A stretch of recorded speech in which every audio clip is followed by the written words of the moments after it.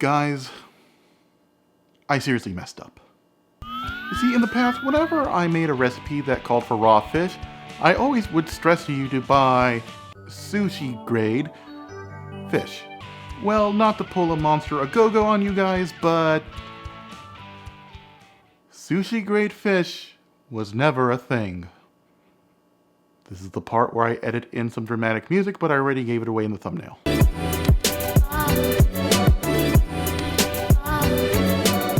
Like many newbie sushi chefs, I thought I would have to source out and pay extra for fish that was suitable for sushi.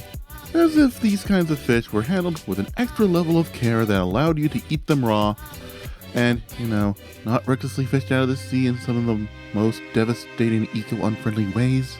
That is, until I made my tuna ceviche video, which required much more tuna than the lame half-pound cuts you get at H-Mart. So I took a trip to my friendly neighborhood Costco to pick up a pack of bluefin tuna steaks.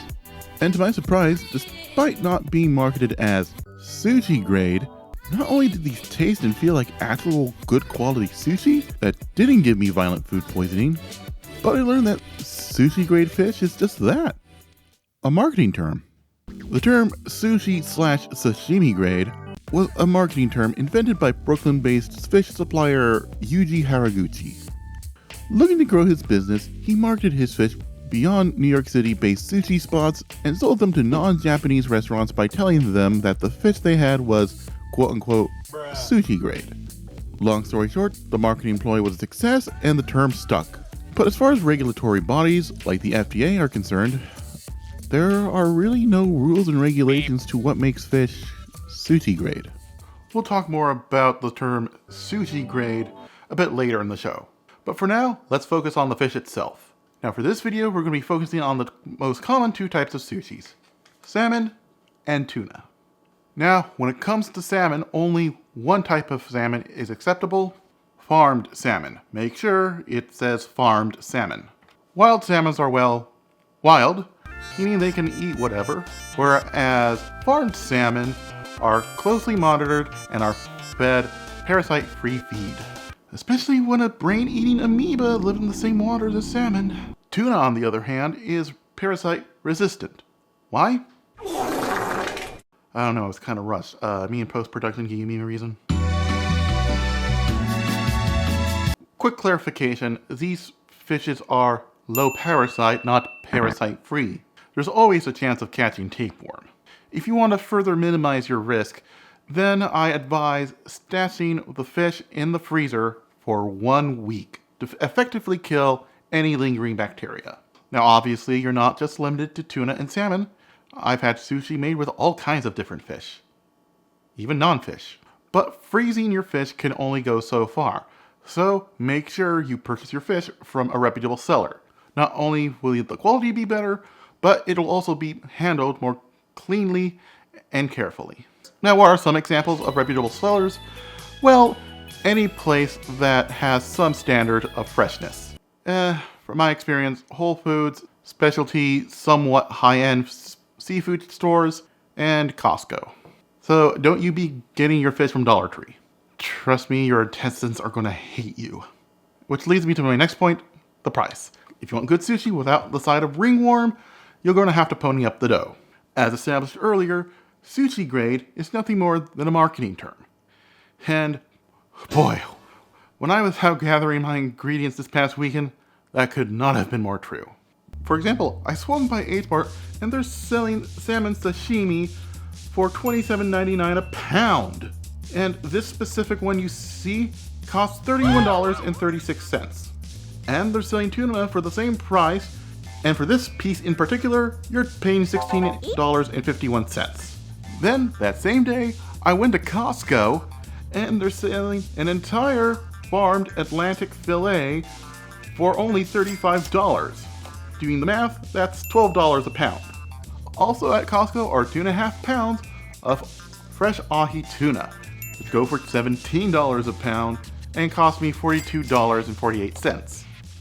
If you, like me, have been paying for fish marked as sushi grade, you're basically paying more for the same fish that, well, did nothing other than just chop it up into tinier pieces and pay you more for the same fish. But now you know the industry secret. Let me show you how you can make sushi. Okay, before we get to the sushi rice, let's take care of the sushi rice seasoning. We're doing this now because A, this thing needs to go on while the rice is hot. And secondly, making sushi and filming at the same time is hard. I can't afford an assistant, so help me out. Support me on Patreon and on Buy Me a Coffee, linked to both in the description. So to a small bowl, let's add a 1/4 cup of rice vinegar. And let's dissolve 2 tablespoons of sugar in it.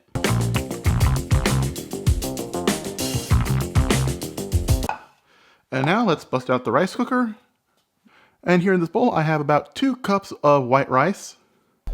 Make sure you rinse it thoroughly. Make sure the water runs clear, yada yada yada. We're making sushi, not porridge.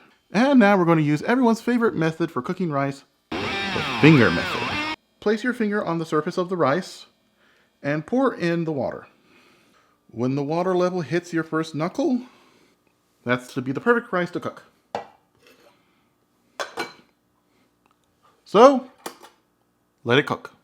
Okay, I got here a nice tuna steak. As stated earlier, you can get them from Costco. Not sponsored, by the way. Okay, first thing we gotta do, smell test. A little oceany, that's the smell you want to smell. If it smells fishy, that means it's gone bad. Toss it out. This is gonna be a bit tricky, so let's cut this in half. Cut this in half lengthwise again. Alright, here's a nice block we can work with. Aim the knife at a 45-degree angle. Slice it down. And yes, I know this tuna is not as pink as what you see on TV. That's actually a good thing. That means the pink salmon you see at the store has been treated with carbon monoxide. It makes it look prettier, but I don't know, sounds kind of sus. A deep dark pink color is what you want. So with the knife still at an angle, let's cut about 1/2 centimeter thickness.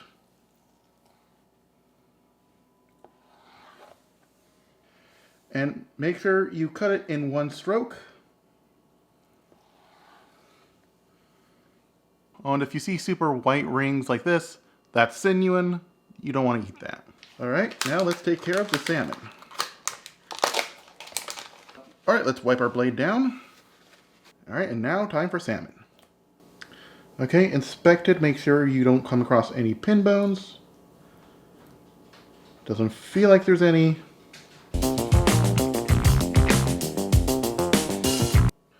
This part's pretty flat, but it can make some damn good sashimi. I'm going to save this for later.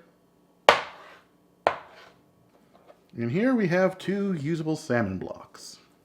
Again, slightly oceany, but not super fishy. And again, the back of the knife facing up. Alright, now let's take care of the rice. Alright, let me declumpify this rice. You know, I'm going to use something a bit more heavy duty. Our rice is flattened out. Let's add our vinegar and sugar mixture.